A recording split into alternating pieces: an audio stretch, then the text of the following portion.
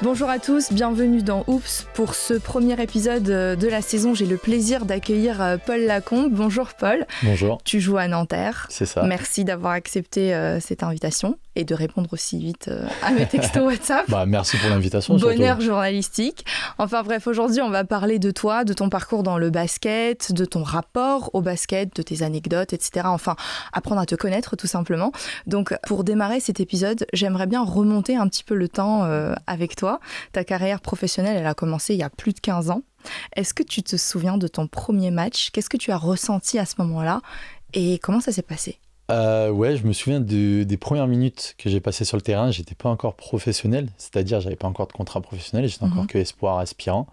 Moi, je suis lyonnais, je viens de Lyon, j'ai grandi avec l'Asvel comme étendard, comme rêve un jour de pouvoir jouer dans cette équipe. Et voilà, mon premier match espoir à l'Asvel.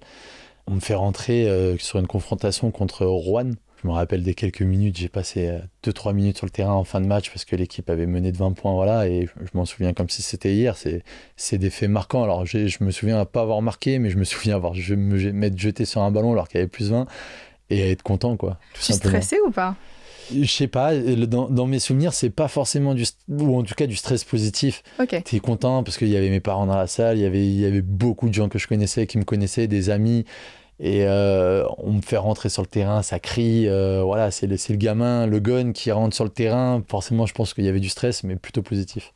C'était quoi les clubs où tu as joué ? Comment tu as évolué ? Est-ce que tu as eu un parcours classique ? Et le plus important, qui t'a mis dans le basket ? Parce que tu as dit que ton papa était pâtissier. Est-ce qu'il a un rapport, un amour pour le basket ou quelqu'un de ta famille ? Ouais, c'est simple. Mes parents, ils se sont rencontrés au basket. Sérieux ? Ouais, ils se connaissaient pas, mais ils se sont rencontrés du coup dans le basket parce qu'ils faisaient du basket les deux.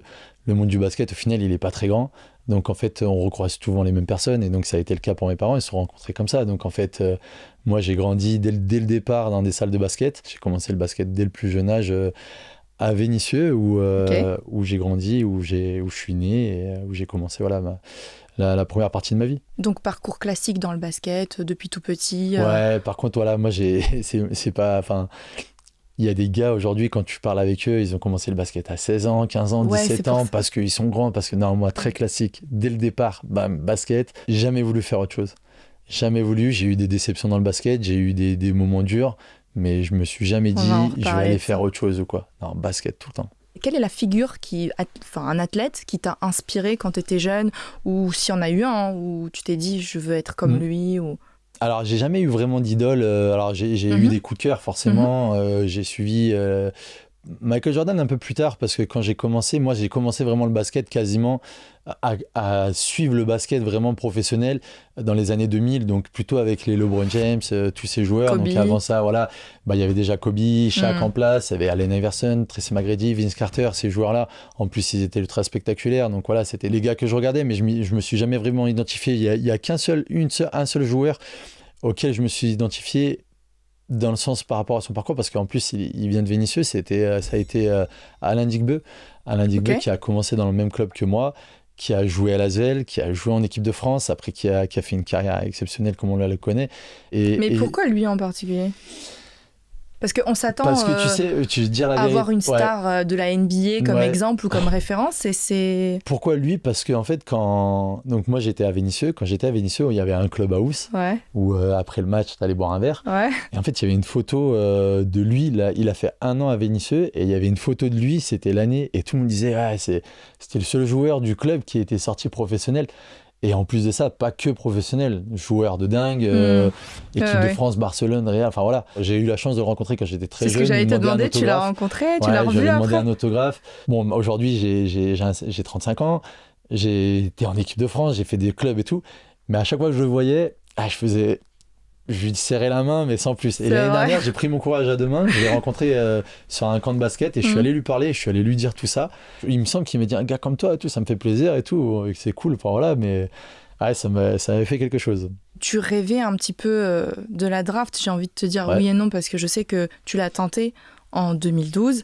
Malheureusement, tu n'as pas été sélectionné. Est-ce que tu te souviens de ce moment-là ? Qu'est-ce que tu as ressenti et comment on vit une draft en fait ? Quand on est joueur de basket, quand on est gamin, il y a le rêve absolu, c'est d'aller en NBA. Donc ce serait de mentir de dire que c'était pas dans un coin de ma tête et que voilà. Après, à cet âge-là, à 20 ans, 19 ans, je me rendais compte de mes possibilités, de mes capacités. Donc je savais que c'était un rêve quand même, à ce moment-là de ma carrière, compliqué à atteindre. Malgré tout, via mon agent et le club donc, de l'Asvel, on m'envoie au camp de Trévise. Donc le camp de Trévise, c'était en fait envoyer les meilleurs jeunes européens dans un camp où ils font des matchs, des entraînements, D'accord. voir comment ils se comportent avec que des scouts NBA pour les prochaines drafts, pour ceci. Donc je cartonne au camp de Trévise et j'ai des opportunités d'aller faire des workouts. Donc là, forcément, ton mindset, il change, quoi. Tu te dis, ah ouais, c'est peut-être possible, parce que les workouts, au final, c'est pas... Mon agent, il peut demander, mais si les scouts, ils sont pas d'accord, ça sert à rien. Donc ça veut dire que les scouts ont été intéressés. Ils ont proposé, voilà, amenez-le... Donc tu t'es fait repérer. Exactement. Donc amenez-le nous. Donc j'ai eu la chance d'être allé à Utah, à Houston, aux Lakers, à Chicago, et j'avais fait Phoenix. Okay. Et notamment à Chicago, j'avais fait un workout avec Evan Fournier. Moi, c'était ma dernière chance. Lui, c'était en gros, mais lui, il savait qu'il allait être drafté. Et là, tu commences à rêver vraiment. Mais tu n'y avais pas forcément pensé avant. Pas du tout. C'est vraiment sur le tas, on va dire. Ouais, exactement. Donc, tu n'as peut-être pas fait cette préparation mentale nécessaire en amont. Parce que j'y suis allé en kiffant, peut-être pas suffisamment prêt, tu vois. Ouais. Au final, aujourd'hui, il n'y a aucun regret. À ce moment-là, il y en avait. Parce que franchement, je pense clairement que je n'étais pas passé loin d'un deuxième tour. Après, tu sais, ça aurait peut-être rien changé à ma carrière, sûrement, mais sur le CV, ça change tout. Tu vois, c'est pas pareil. Mais par contre, ça m'a donné beaucoup de confiance parce que je me suis dit, à ce moment-là, ah ouais, je touche à ça, je suis pas loin de ça, quoi. Et je peux réussir peut-être, ou je peux faire quelque chose de... Tu vois, et donc ça m'a quand même lancé sur de bons rails, quoi. Et comment tu as ressenti ça une fois que tu as su que tu n'étais pas sélectionné? Comment tu as géré le retour, entre guillemets, à la maison? Comment ça s'est passé pour toi? Je ne l'ai pas vu comme un échec. Une déception, mais pas un échec, parce qu'à la base, c'était pas à ce moment-là de ma carrière, c'était pas non plus le but à atteindre. Et comme je t'ai dit, en fait, je l'ai plus vu comme une opportunité. Je me suis dit, surtout, en fait, quand j'ai vu ce que j'avais pu faire au camp de Trévise, je me suis dit, purée, tous les gars de mon âge, je suis à leur niveau, quoi. Voire peut-être un peu mieux, quoi. Je trouve que ça m'a lancé dans ma carrière, clairement, ça m'a aidé, en tout cas, pour la suite des événements, quoi. Et qu'est-ce que nous, les Français, ou les joueurs français, ont de plus, les athlètes français, par rapport aux Américains? Le style de jeu français est beaucoup plus physique et athlétique que d'autres championnats. Contre les équipes espagnoles, la France se comporte souvent très bien. Moi je l'ai vu avec l'Asvel, on a souvent gagné contre des équipes espagnoles. Alors après je te parle pas du Real ou de Barça, mais de toutes les autres équipes, tu vois. Cette année avec Nanterre on a battu Murcia, alors qui était favorite de notre compétition, parce qu'on a un jeu très, très physique et très athlétique. Et en général, on domine dans ces niveaux-là. Et justement, souvent, on entend le contraire. On dit que les Américains sont physiquement plus robustes, plus athlétiques, et nous, c'est plutôt l'intellect, on va dire. Les Américains, et en fait, je pense que les Français, c'est ce qui se rapproche le plus des Américains en termes intrinsèquement de profil. D'accord. Et après, à côté de ça, je pense qu'on a ce côté européen, quoi qu'il arrive, qui est ancré dans nos racines, ancré dans notre style de jeu, dans notre style de vie, qui fait que on est un peu plus cérébral peut-être que les Américains. Un mélange de capacités physiques et en même temps intelligence de jeu, etc. Ça. Parce que c'est une culture. C'est pas la même chose, on n'apprend pas les mêmes choses à des Européens qu'à des Américains. Tu as fait toute ta carrière quasiment en France, sauf Monaco, donc tu as joué en Betclic Elite. Est-ce que c'était un choix réfléchi pour toi de rester en France, ou c'était peut-être, par exemple, je pense à ta famille, vu que t'es père de 2 enfants, c'est ça, peut-être pour ménager, donner de la stabilité à ta famille, ou c'était, tu t'es dit non, je veux rester en France? Non, alors pas du tout. Ça a été un rendez-vous manqué de partir à l'étranger. 2019, j'aurais pu avoir des opportunités. Je fais la meilleure saison de ma carrière. Je sais pas, ça a été un rendez-vous manqué pour plein de choses. J'ai peut-être vu trop grand. J'ai sûrement vu trop grand. Je me suis dit... en fait, à ce moment-là de ma carrière, j'étais à Monaco. Monaco, on était avec l'Asvel, les meilleures équipes françaises. Je voulais pas partir pour moins bien que ça. C'est-à-dire, même si je partais à l'étranger, je voulais pas partir pour un club moins bien. T'as eu des propositions? Rien de concret, parce qu'en fait, dès qu'on me disait le nom, je disais non, ça m'intéresse pas. Ah ouais? Tu vois ou pas? Parce que c'était pas assez gros pour toi, ou parce que j'estimais que je valais mieux que ça. Tu vois ou pas? Okay, bien sûr. Et en fait, tu te rends compte que peut-être qu'il faut passer par des paliers pour aller par rapport à ce que j'envisageais, à ce que je voulais moi, il aurait fallu que je passe par un palier. Et à ce moment-là, tu je le voulais pas. veux dire toi, physiquement, athlétiquement parlant, ou mentalement, c'était quoi le palier? Je voulais de l'Euroleague direct. Je voulais pas partir pour Monaco sans avoir de l'Euroleague ou l'une des meilleures équipes d'Eurocup. Et en fait, il aurait fallu que je vise plus bas. Tu vois, une équipe plus stable, moins performante peut-être, faire mon trou à l'étranger. Et en fait, je voulais pas, j'ai peut-être été trop arrogant à ce niveau-là. Donc du coup, je suis pas parti et je suis resté en France. Ouais. Je l'ai vraiment vécu comme un échec parce que, comme je t'ai dit, je fais ma meilleure saison. Puis j'étais persuadé de partir. Monaco veut me re-signer, me propose un... Ouais. On n'avait pas parlé chiffres, mais en vrai, il me proposait le meilleur contrat de ma carrière, c'est sûr. L'argent, tu le prends en compte dans les... Dans ma carrière, c'est important. Mais t'as pas fait tes choix en fonction de ça. Non, c'était toujours été le sportif. Monaco me proposait sûrement un bon contrat. Et en fait, tout de suite, j'ai dit non, je veux pas, ça m'intéresse pas parce que je veux partir à l'étranger. Et en fait, je suis pas parti à l'étranger et au final, je reviens à Monaco 1 an. Et je l'ai vécu vraiment comme un échec. Ouais. Le retour, ça a été difficile. Je vois que tu vois, ça te pique un peu. Ouais. C'est quoi l'équipe en dehors de la France où t'aurais adoré jouer, genre ton rêve? CSKA. CSKA Moscou? Ouais, CSKA Moscou. Alors, à cause de Nando ou parce qu'il y a eu cette un peu effervescence dans les années 2000? Ouais, exactement. En fait, quand je commence vraiment à suivre le basket, Euroleague, NBA, tout ça, le CSKA Moscou, il y avait J.R. Holden, il y avait Siskoskas, Trashan Langdon, le coach était Ettore Messina. Et c'est une équipe, il y a Kirilenko après qui revient à Moscou. Et ça a été l'équipe qui m'a fait kiffer le basket européen à mort. Et je me suis toujours dit, purée, j'aimerais trop jouer là-bas. Après, quand je m'assois 5 minutes, je me dis, je regarde d'où je viens, ce que j'étais, entre guillemets, peut-être capable de faire. Franchement, j'ai optimisé à mort ma carrière. Et encore, c'est pas fini. C'est qui le meilleur coéquipier avec qui tu as joué et pourquoi? Coéquipier? Ouais, coéquipier. Ah là, c'est, genre le gars qui t'a fait kiffer ou qui t'a fait le plus rire, je sais pas, mais genre le best. Alors, attention, il écoute. Non, parce que coéquipier, c'est dur. Ouais. En fait, j'ai envie de prendre plutôt des groupes. Tu vois, Non, tu dois choisir un coéquipier. Non, tu peux parler d'un groupe juste après, mais si tu devais choisir un gars avec qui t'as joué... Coéquipier, je suis obligé de choisir mon gars Antoine Dio. Pourquoi? Parce qu'Antoine Dio, on a fait le pôle espoir ensemble. Ouais. Donc on a fait 1 an, on avait 14 ans. On se retrouve 2 ans à Strasbourg. On se retrouve 2 ans à Lasvel. C'est dans une carrière d'avoir un gars comme ça avec qui t'as grandi, qui t'a joué depuis tout petit, que tu connais parfaitement, de pouvoir jouer avec lui. En plus de ça, nos femmes, elles s'entendent super bien, nos enfants jouer ensemble. Sérieux? C'est agréable de jouer avec lui sur le terrain, j'imagine que oui. En plus de ça, on se connaissait par cœur, on n'avait même pas besoin de se parler, tu sais, t'as des automatismes. Le vivre ensemble, c'est jamais évident dans un groupe. C'est ce qu'il y a de plus dur à construire, encore plus dans le basket français, parce que les turnovers sont énormes. Et des fois, t'as des groupes soudés comme ça, et des fois, c'est beaucoup plus dur. Et en fait, quand t'es avec un pote à toi, t'as ton pote, et je trouve que c'est beaucoup plus facile pour intégrer les autres. Et en fait, parce que t'as tes délires, tu fais rentrer les autres dans tes délires. Et en fait, avec Antoine, on a vécu une année exceptionnelle à Strasbourg. Sur les 2 ans, on a vécu 2 belles années, mais une année exceptionnelle. À Lasvel, on a vécu une année exceptionnelle aussi en termes de. T'as une anecdote entre toi et lui? Un truc marrant, un truc que vous faisiez, une habitude? À Strasbourg, on jouait tout le temps à Mario Kart sur la Nintendo DS. Pourquoi les jeunes, ils doivent même pas quoi. Pendant les déplacements.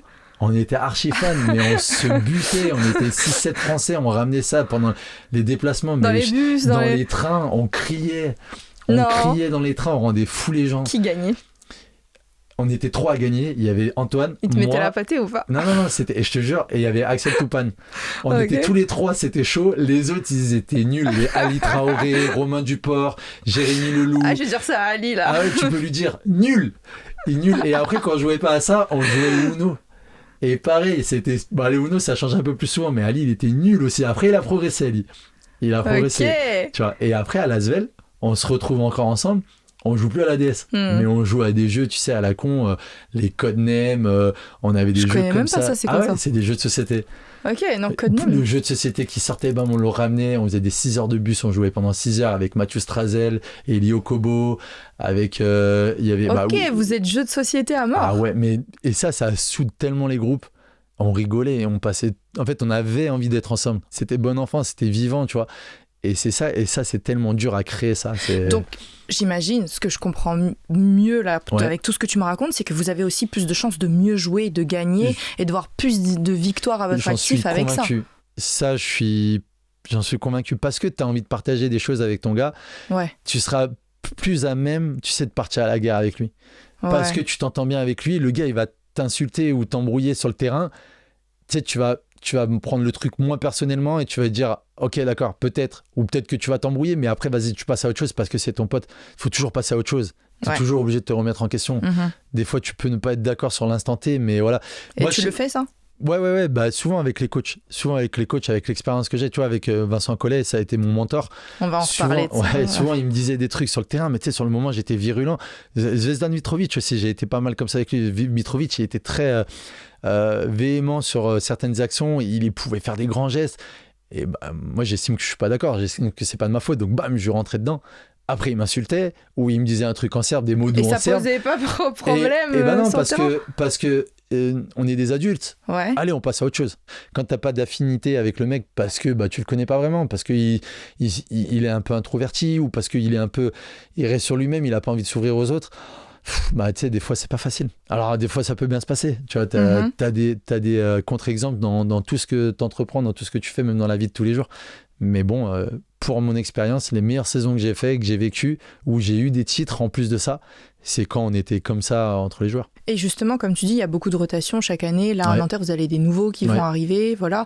Est-ce que tu appréhendes ça ? Est-ce que c'est plus difficile de jouer avec les plus jeunes ou c'est plus facile de jouer avec quelqu'un qui a plus d'expérience ? Bah, j'ai envie de te dire les deux un peu. Il faut s'adapter. Donc il faut s'adapter à des jeunes, il faut s'adapter à des gars un peu plus expérimentés. Alors peut-être que des gars un peu plus expérimentés, on va parler peut-être la même chose, le même basket, on aura les mêmes codes. Donc peut-être qu'on va pouvoir se retrouver, que ce sera un peu plus facile, mais en même temps, je trouve que c'est vachement intéressant tout ce que les jeunes nous apportent. Est-ce que vous, sur le terrain, entre guillemets les plus anciens, est-ce que vous êtes dans votre tête dans cette idée de faut que je transmette, faut que je lui apprenne des trucs, ou c'est vraiment à la demande de chacun, on va dire ? Non, pour moi, c'est au feeling, c'est sur l'instant T. Tu vois, c'est vraiment l'instant du moment. Il va se passer une situation, ah ouais, là, par mon expérience, je peux apporter quelque chose sans que le coach le dise. Tu vois, bon, après, il y a la place du coach aussi qui est importante. Et après, par exemple, tu vois, l'entraînement va se dérouler, je vois une attitude, je vois une action, je vois ceci. Bah, après, à la fin de l'entraînement, peut-être que je vais lui dire parce que je trouve que c'est important et je pense que c'est un petit truc qui va facilement il va pouvoir changer son jeu ou son game, tu vois, très rapidement sans que ce soit trop compliqué. Je préfère que ça vienne de lui, tu vois, que voilà, Paul, sur ça, nanana, je préfère que ça vienne comme ça, tu vois. T'as remarqué quoi comme gros changement par rapport à quand t'as démarré le basket et maintenant ? Les joueurs sont complètement différents. Tu vois, aujourd'hui, Plus polyvalent ? Tu veux dire ça ? Non. Beaucoup plus fort individuellement, beaucoup plus prêt très tôt. Tu regardes dans quasiment chaque équipe de championnat de France, t'as un ou deux gars comme ça qui ont 18, 19 ans et qui sont déjà prêts à jouer. Moi, à mon époque, c'était pas le cas. On arrivait plus tard, on était prêts plus tard. Aujourd'hui, les gars sont prêts tout de suite. À l'inverse, on est beaucoup plus dans un basket américanisé, dans le sens où les gars sont très forts individuellement, mais vraiment très forts. C'est une bonne chose ? C'est une bonne chose parce que c'est ce qui t'ouvre la porte aux États-Unis. Forcément, c'est le rêve de tout le monde. Mais à côté de ça, continuer cette éducation européenne qui fait notre force. Parce qu'aujourd'hui, quand tu regardes, les meilleurs joueurs du monde sont des joueurs européens qui ont apporté cette touche cérébrale au basket. Il faut réussir à, tu vois, avoir la bonne balance. Toi, t'es prêt à coacher ? Eh ben non, mais je suis prêt à donner mes idées, par contre, si ça t'intéresse. sur le terrain, je me suis toujours posé une question pour avoir regardé énormément de matchs, suivre le basket et tout. Je me dis, je vous vois sur le terrain, il y a un moment un peu chaud, c'est stressant. Il y a un truc, voilà, ça chauffe un peu, où l'équipe adverse commence à remonter, ou surtout dans les derniers moments. Je suppose que ça t'est déjà arrivé, comme n'importe quel basketteur. À ce moment-là, est-ce que tu stresses ? Comment tu gères ça ? Et est-ce que tu arrives vraiment à réfléchir ? Je suis censé être ce style de joueur. Je suis assez cérébral. C'est pour ça que je te pose la question. Je te remercie du coup. C'est gentil. Du coup, non, je suis un joueur cérébral. Donc, j'essaie toujours de comprendre ce qui se passe et d'avoir la meilleure réponse. Dans ces moments-là, l'idéal, justement, c'est ce que tu dis. Là, il faut réfléchir. Il ne faut pas partir à n'importe où. Il ne faut pas prendre la première intention à aller shooter. Mais comment tu fais ça ? Est-ce que tu y arrives ? Comment tu fais ça ? C'est simple. Avec l'expérience, déjà se regrouper, tu sais, va avoir un arrêt de jeu, hop, bam, tu regroupes le gras. Bon, les gars, on se calme. C'est pas grave. C'est le basket moderne aujourd'hui. C'est quoi le pire match où t'as eu chaud ? Où tu t'es dit, oh là là, ah bah je moi, commence le à pire match stresser, que j'y j'ai eu arrive chaud, pas, alors c'est quoi? j'étais sur le banc, mais pas sur le terrain, mais j'étais blanc.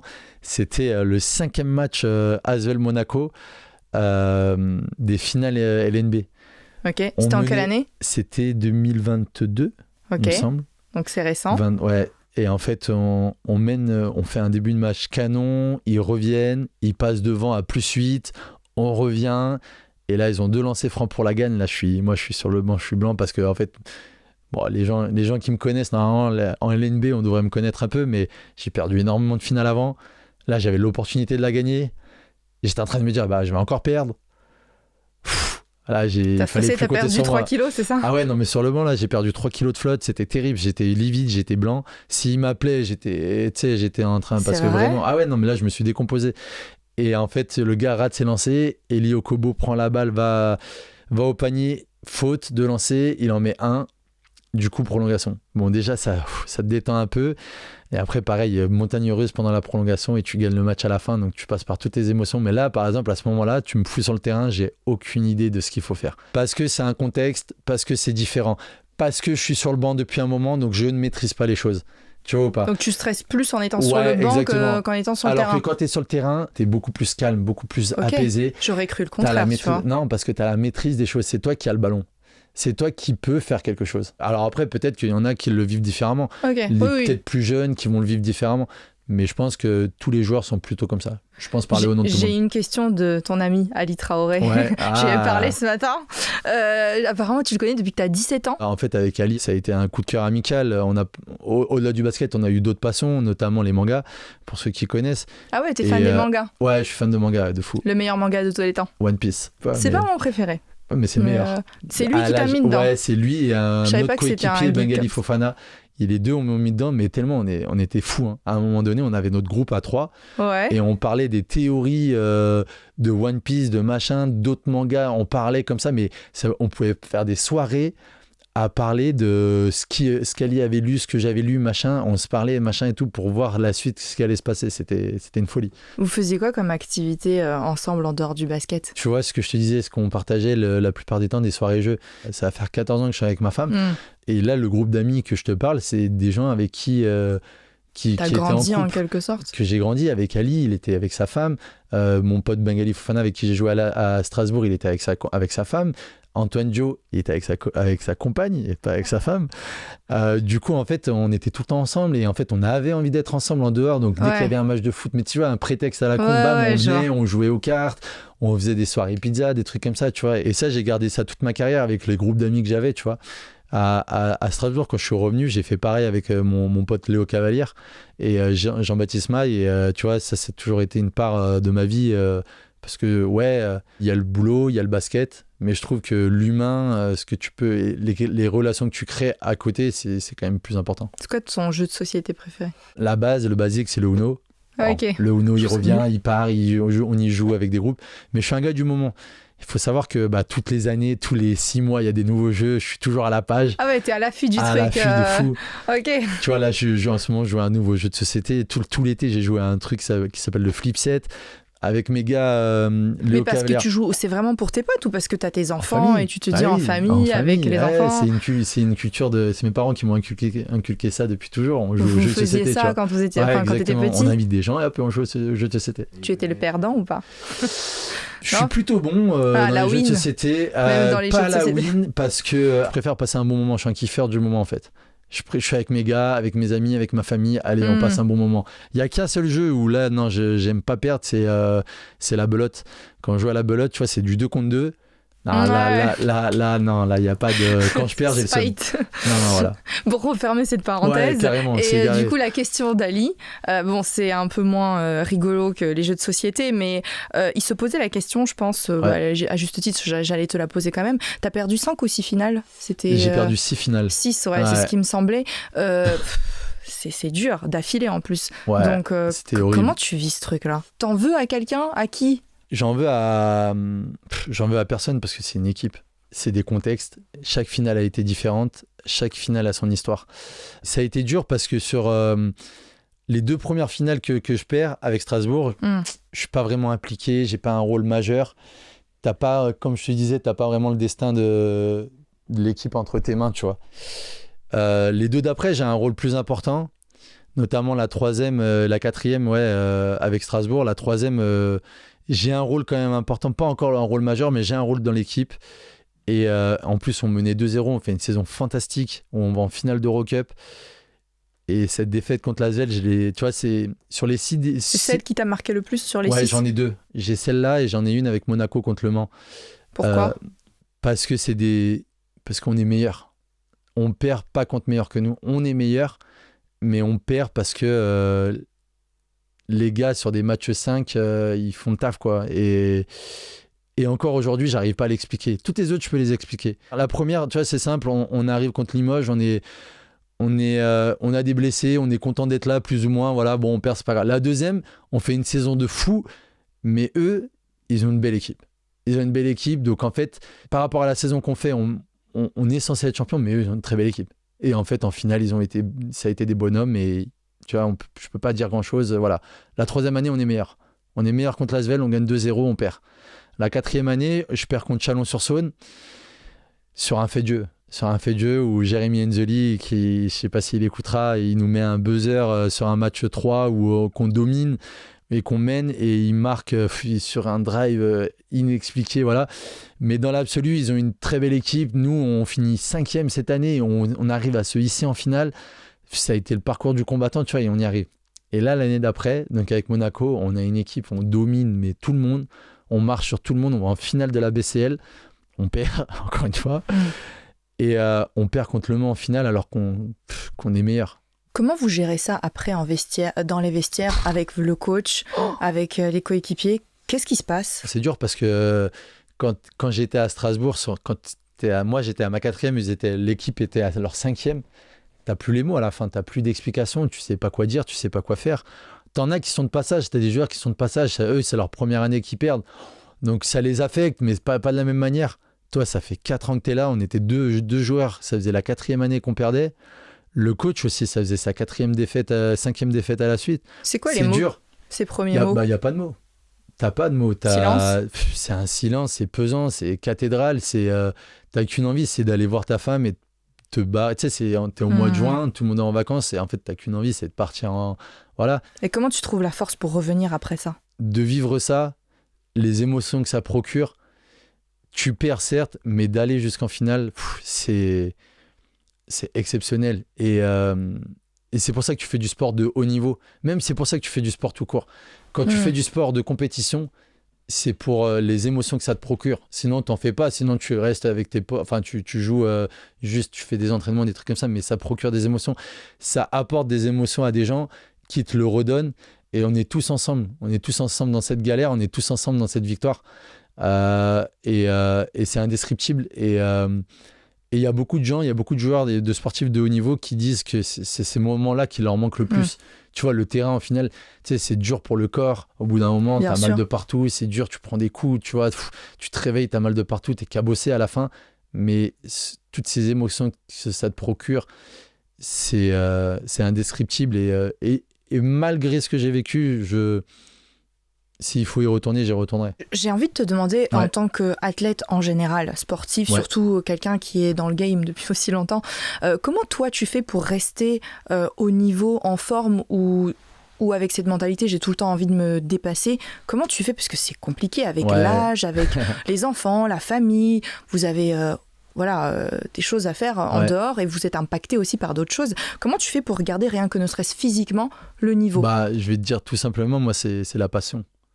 Moi, j'aime trop le basket. J'aime trop ça. Tu vois, cet été, j'étais content au début. Tu sais, t'es content de partir en vacances, mais pas trop longtemps. Plus important que les entraînements, plus important que tout le reste. C'est l'amour pour le basket. J'aime trop ça. J'aime ce contact humain que t'as avec tes coéquipiers, avec tes coachs, avec tes kinés, avec les membres des bureaux, de partager des choses, d'avoir un but commun avec tous ces gens-là, quoi. Tu prends des coups, mais c'est pas grave. Vas-y, donc toi, jamais tu t'es dit j'arrête le basket? Non, jamais. À aucun moment. Ça t'a pas saoulé? Tu t'es dit putain, encore un entraînement, encore un... Non, jamais. Tu sais, dans l'année, Oui, ok, ça peut arriver quand même. Mais là, tu vois, je suis content d'y retourner, quoi. Est-ce que tu as déjà eu une critique, que ça soit de la part des coachs, des coéquipiers ou des journalistes, ou peu importe de ce que tu as pu lire, qui t'a vraiment heurté ou qui t'a un peu blessé? En début de carrière, je faisais vachement attention à des gens qui disent il est complètement nul. Tu comprends pas, t'as 20 ans, 21 ans, t'es là, tu fais ce que tu peux, t'as pas forcément les responsabilités que tu mériterais, et là, le gars, il te chie dessus, excuse-moi du terme, sur les réseaux sociaux ou quoi, et t'es là, tu dis, mais ça rend dingue, quoi. Et comment tu fais? Et en fait, tu te rends compte que c'est pas important, quoi. Il faut s'occuper que de soi, il faut pas s'occuper des autres. Quand je vois d'autres sports, je me mets complètement à la place des mecs. Je me dis, mais c'est des passes. Et tu sais, des fois, t'entends dans les podcasts, dans des critiques, tu te dis, mais les gens, ils sont complètement fous dans ce qu'ils disent. Ils ne savent absolument pas ce que c'est le sport de haut niveau. Ils ne le savent pas et se permettent, en fait, c'est ce jugement qu'ils se permettent d'avoir sur des gars parce qu'ils l'ont vu traîner le pied. Tu ne sais pas. Tu ne peux... Et pour moi, c'est de la méchanceté gratuite. Et après, l'être humain est comme ça. Ouais. Il a besoin de se défouler, il a besoin de ceci, cela. Tu vois, et c'est pour ça que j'essaye, moi, dans mon discours, en tout cas en tant que personne et d'être humain, de toujours mettre de la nuance quand je vois des choses. Parce que tu ne sais pas ce qui se passe. Tu ne connais pas son vécu, tu ne sais pas ce qui se passe. Et surtout de rester constant tout le temps sur tous les matchs. Il y en a plein à l'année. C'est le plus dur. Tu vois ou pas ? Et tu ne sais pas ce qui peut se passer dans sa vie. La critique, pour moi, elle peut être constructive. Elle est constructive parce qu'il y en a qui vont s'en servir. Ah ouais, tu m'as dit ça ? D'accord. Tu vois, par exemple, j'ai l'exemple de Corentin Tolisso qui fait là un début de saison monstrueux, qui depuis l'année dernière et revient à un très bon niveau, qui a été blessé pendant longtemps. Et là, sur son dernier match, il fait un gros match et un journaliste lui pose une question. Et il lui répond tout de suite en disant écoute, ça me fait plaisir que tu me poses cette question parce qu'il y a 2-3 ans, tu m'avais critiqué sur un plateau. Et en fait, je me suis servi de ça pour être meilleur et je me suis toujours dit un jour, je reviendrai à mon niveau et je te dirai. Et il l'a dit, tu sais, avec beaucoup de bienveillance. Ouais. J'ai trouvé son discours cool parce que la critique, ça fait partie du sport. Selon toi, ce serait quoi ton plus gros défaut sur le terrain ? C'est mon tir extérieur. Je suis pas assez constant sur mon tir extérieur. Et si j'avais eu un meilleur tir extérieur, plus de constance, justement, j'aurais fait... encore une meilleure carrière que ce que je peux faire aujourd'hui. Et quand tu as conscience de ça, est-ce que c'est quelque chose sur lequel tu mets le paquet ? Tu te dis, c'est là-dessus qu'il faut que je bosse ? Ouais, je travaille beaucoup. Tu me verrais à l'entraînement, 1 contre 0, je suis pas loin d'être Klay Thompson. Excuse-moi. Je suis pas loin d'être Klay Thompson. Parce qu'il y a des airs, tu me rappelles un peu lui physiquement un petit peu, donc ça m'a fait rire, pardon. À 1 contre 0, quand je travaille avec les assistants, je suis chaud, hein. Mais après, il faut transmettre ça sur pouvoir le faire sur le terrain. Donc, Mais j'ai travaillé là-dessus et malheureusement, j'ai passé des stades, mais pas suffisamment. Complètement autre chose, mais à quoi ressemble une journée type de Paul Lacombe ? Demain, par exemple, on a eu le programme, on a 2 entraînements. Du coup, je vais me réveiller vers 7h, 7h30, faire le petit-déj avec mes 2 garçons. Après, je les emmène à l'école. Ensuite, en général, il y a toujours des trucs, des bricoles à faire dans une maison, tu vois, parce que je suis un adulte. J'ai une lessive à faire, le lave-vaisselle. Justement, comment tu arrives à gérer un peu ce côté ? Tu as tes enfants, il faut que tu t'occupes de tes enfants. Tu arrives à trouver un équilibre entre faire ton taf et être présent pour ta famille ? Ouais, parce que moi, déjà, j'ai ma femme qui a été dans le basket, donc qui comprend et qui connaît ce que c'est cet univers quand tu dois partir à l'extérieur. Tu vois, c'est pas toujours facile parce qu'on n'a pas de famille ou d'amis forcément proches. Sur la région parisienne, mais j'ai cette chance qu'elle le comprenne et qu'elle l'ait accepté aussi. Donc voilà. Tu culpabilises quand tu es en déplacement ? Non, du coup, non, grâce à elle. Mais du coup, ce qu'on fait, c'est que dès que je rentre, j'essaye de la soulager au maximum. Et puis maintenant, mes garçons, ils sont grands, ils sont beaucoup plus autonomes, donc c'est beaucoup plus facile. Ils ont 9 et 6 ans. Tu vois, je peux me permettre de rentrer, de faire ma récup. Ils font leur truc, tu vois. Ils font du basket ? Ils font du basket, mais ce que je veux dire, tu vois, quand on est à la maison, ils font leur temps calme, voilà. Donc c'est pas non plus, tu vois, c'est un autre métier, mais je peux faire les deux, je peux combler les deux très facilement. Pour résumer, journée type, c'est donc je les pose les à enfants, les entraînements. Finir, tu vois, entraînement, sieste, entraînement, et je vais les récupérer, ou ma femme, et après, moi je m'occupe d'eux, ma femme, comme ça, elle a son temps à elle.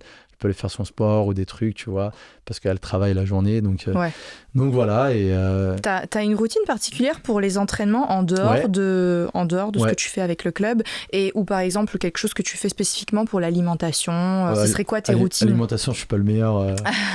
Pour les préparateurs physiques qui me connaissent, ce serait de leur mentir si... Tu manges un peu tout et n'importe quoi ouais, ou je suis un tu peu... fais Après, attention? j'ai la chance, ma femme, elle cuisine très bien et elle cuisine pour la semaine, pour les enfants, extrêmement varié avec beaucoup de légumes. D'accord. Donc à partir de tu là, manges voilà. plutôt bien, Ouais, mais t'as je mange pas un plutôt truc bien. en particulier où tu te dis, il faut absolument que je mange comme ci ou comme ça? Non. Ok. J'ai jamais été ce genre de gars, malheureusement. Tu vois, j'aurais pu progresser, forcément, c'est sûr et indéniable dans mon jeu si j'avais été plus sérieux là-dessus. Par contre, dans les routines, moi en fait, comme quasiment tous les basketteurs, à un certain âge, j'ai des pathologies au genou, j'ai des problèmes au genou.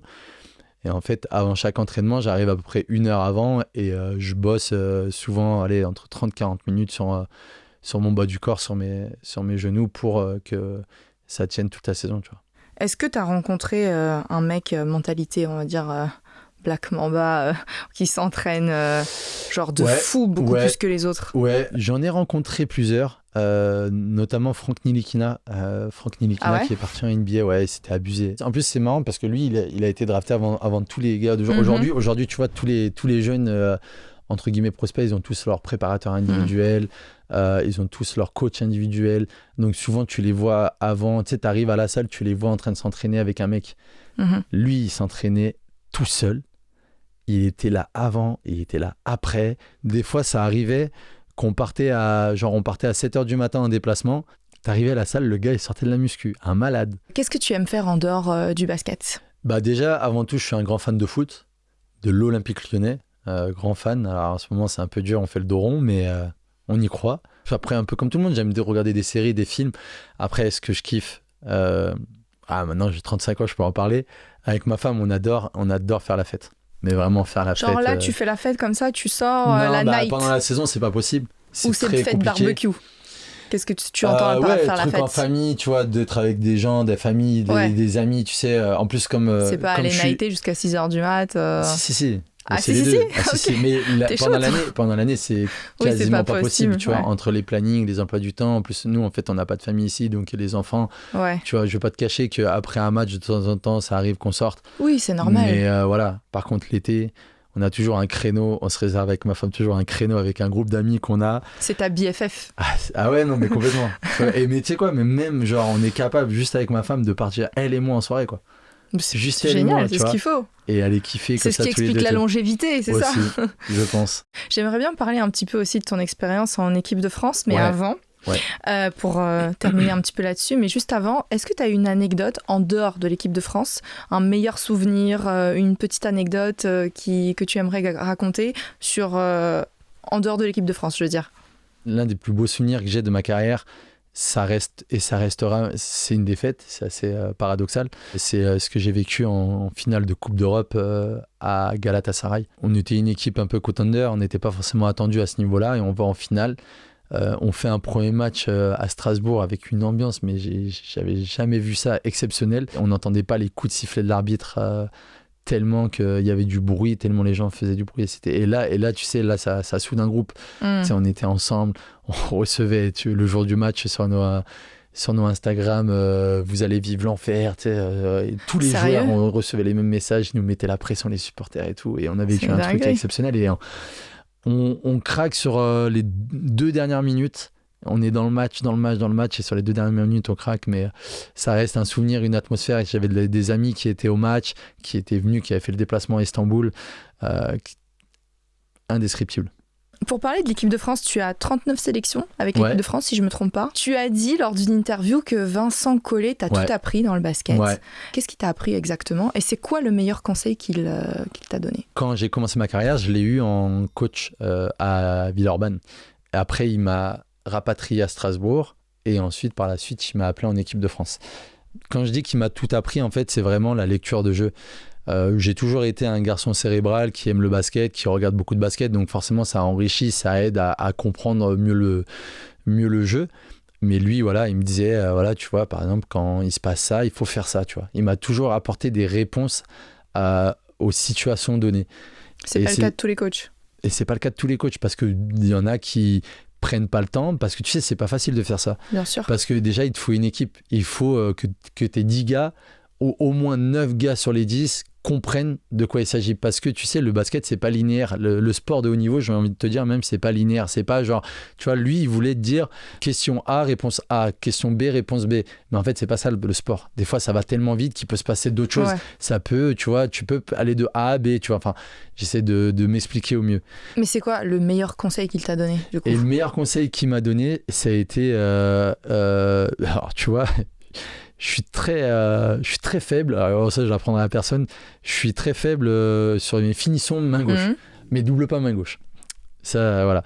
Et en fait, à l'entraînement, il me voit faire des lay-ups main gauche. Comme ça, il m'a attrapé comme ça, il m'a fait, Paul, arrête. Je le vois bien faire ça en plus. Il me dit, arrête, tu le travailleras l'été, si tu as le temps, tu le feras ça l'été. Pendant l'année, tu travailles tes finitions main droite. Travaille tes points forts, enrichis tes points forts, fais-les progresser encore, et à la fin, quand tu auras le temps, voilà, tu travailleras. Mais là, je veux plus te voir faire des trucs main gauche. Donc en fait, je me suis entraîné à finir main droite du côté gauche, et en fait, ça a été un super conseil, parce qu'en gros, c'est travail. Pourquoi on te signe en fait ? Pourquoi tu viens dans cette équipe ? Parce que tu as des points forts, tu as des qualités, et c'est pour ça qu'on te signe. Donc travaille tes points forts, et quand tu as le temps, quand tu as encore plus de temps, fais progresser tes points faibles. Ton meilleur souvenir en équipe de France ? J'en ai 2. J'ai ma première sélection, clairement, contre la Belgique, parce qu'on partait dans les fenêtres, on ne savait pas où on allait. On perd de 7-8 points à la mi-temps. Tout le monde avait peur. Et en fait, on gagne le match de 15 ou 17 points, et je fais une deuxième mi-temps énorme pour ma première sélection. En fait, première mi-temps, c'était stressé, le poids du maillot. Et en fait, à un moment donné, tu te dis, putain, vas-y, on y va, quoi. Plus rien à perdre, on y va. Et en fait, je me suis lâché, et voilà. Et puis la deuxième, j'ai eu la chance de faire médaille de bronze en 2019 avec le groupe France. Et ça, c'est un souvenir de fou, quoi. J'ai une médaille en bronze chez moi, c'est exceptionnel. Vous les gardez quelque part, dans un endroit un peu spécifique. Alors, on n'a pas fait un hôtel pour mes trucs. On sait jamais. C'est rangé quelque part, on sait où c'est. Et un jour peut-être, c'est plus, tu sais, les souvenirs, c'est génial pour moi, mais c'est plus pour, tu vois, de la fierté de le montrer un jour à mes garçons, vraiment, tu vois. La transmission. Ouais, exactement. C'est qui pour toi, actuellement, le meilleur joueur en équipe de France ? C'est une bonne question, ça. Pour moi, le joueur emblématique du moment, parce que Nando et Nico sont partis, c'est Evan. Evan, c'est l'âme de cette équipe, c'est le patron. Il fait une saison énorme avec Olympiakos. Non, Evan, c'est le boss de cette équipe. Qu'est-ce que tu aimerais faire après ta carrière ? Rester dans le basket, d'une manière ou d'une autre. Pas forcément coach, parce que ça apporte encore beaucoup d'instabilité, et ma vie perso a besoin de stabilité, donc trouver un moyen de concilier les deux. Mais c'est vraiment pour l'amour du basket, c'est pas forcément parce que tu veux maintenir un niveau de vie ou quelque chose, c'est vraiment l'amour du basket. Ce serait de mentir que de dire non, financièrement forcément. Après, tu sais, t'es à la croisée des chemins un peu à ce niveau-là aussi, et en fait, qu'est-ce que t'as fait toute ta vie ? T'as fait que du basket. Qu'est-ce que tu sais faire ? T'as l'impression que tu sais rien faire d'autre, en fait, tu vois ou pas ? Ce serait quoi ton job rêvé ? De rêve plutôt, dans le basket. Mon job rêvé, ça serait vraiment, ça serait de travailler, tu vois, quand je te parlais des jeunes, ça serait d'avoir un contact sur des instances, d'avoir un pouvoir décisionnaire sur les instances, parce que je pense avoir des idées. Alors, ce que je dis, c'est peut-être utopique, je sais pas, et c'est pas facile. Message. Tu vois. Je pense avoir des idées, je pense pouvoir aider les jeunes aussi, donc ça serait vraiment, tu vois, de pouvoir concilier les deux. Et voilà, et peut-être que c'est utopique, on verra. Pour terminer cet entretien, je t'avais demandé d'apporter un petit objet qui symbolise un peu ta carrière dans le basket. Ouais, tu m'as envoyé cette pochette hier, je me suis dit, qu'est-ce que c'est ? Mon CV. Ton CV, c'est ça ? Ça commence. Donc, un objet qui symbolise ta carrière ou qui a marqué ta carrière, quelque chose dans ce style-là, c'est quoi ? J'ai envie de savoir. C'est un poster. Un poster ? Ouais, c'est un poster. Vas-y, montre-nous. Ouais. Ça, c'est chez mes parents dans un cadre, normalement. Mais le problème, c'est que je pouvais pas ramener le cadre. Oui, bien sûr. Et donc, ma mère, elle m'a ramené le poster comme ça. Mais non. Ouais, champion d'Europe moins de 20. Une équipe... j'ai reconnu. On nous appelait les 100 stars de Zadar. Parce qu'on n'avait aucun joueur qui était censé... peut-être faire des petites carrières, mais voilà, on sortait de la génération 88-89 avec Nico Batum et Antoine Joe, Edwin Jackson et d'autres, Kevin Serafin, plein de gars qui sont allés en NBA, c'est ce que j'allais dire. etc. Et nous, on n'avait pas de gars qui étaient susceptibles d'aller en NBA. Et on avait fait tout ça pour aussi notre ami Jonathan Bourris, qui était décédé juste l'année d'avant, accident de voiture malheureusement. Et ça m'a construit ça. Ça m'a construit et ça c'est... Tu regardes souvent cette photo? Dès que je vais chez mes parents, ouais. Dès que je vais chez mes parents, tu sais, tu t'arrêtes, tu fais... Tout est parti de là en gros. Tout est parti de là et voilà, et je pense que les gars, ça leur fera plaisir. Et maintenant, merci d'avoir partagé ça avec nous. Avec grand plaisir. Parce que voilà, c'est quand même intime, magnifique, donc voilà. Merci beaucoup. Et pour terminer, on va faire un petit question-réponse très rapide. Est-ce que tu es prêt? Ouais, chaud. Ton sport favori en dehors du basket? Le foot. Le meilleur sportif de tous les temps? Michael Jordan. LeBron ou Michael Jordan? Michael. Ta paire de basket préférée? Les Kobe. Mais je peux pas jouer avec. Ton plat préféré? Rougail saucisse. T'as droit à un cheat meal, c'est quoi? McDo. Ton film préféré? Forrest Gump ou La Ligne Verte. La musique qui te motive avant un match important? C'est un artiste qui s'appelle Argy. Ton move préféré au basket? Backdoor. Équipe de France au JO, Sydney 2000 ou Paris 2024? Paris 2024, c'est plus ma génération. Asvel ou Monaco? Question piège. Alors celle-là, elle est abusée. À quoi je suis vite? Franchement, c'est abusé, cette question elle est abusée, non. Pas de choix, tu choisis pas. Non, je choisis pas. T'as le droit. Attaque ou défense? Attaque. Passe décisive ou shoot? Passe décisive. Dunk ou tir à 3 points? J'étais plus dunk avant. Maintenant c'est plus shoot, mais dunk. Ton talent caché en dehors du basket? Je suis très drôle. Ah ok, on a vu humoriste. Ouais, tu vois. On aime bien rigoler. Enfin, je pense être très drôle. Oui, tu es très très drôle. En plus, surtout en dehors des caméras, c'était très marrant. Ouais, en tout cas, merci beaucoup, Paul. Merci à toi. Merci à vous d'avoir suivi cet entretien. N'hésitez pas à le partager, à liker, à nous laisser en commentaire votre avis, ce que vous en avez pensé et surtout éventuellement des questions que vous aimeriez qu'on pose à nos autres invités durant cette saison. Merci et à bientôt.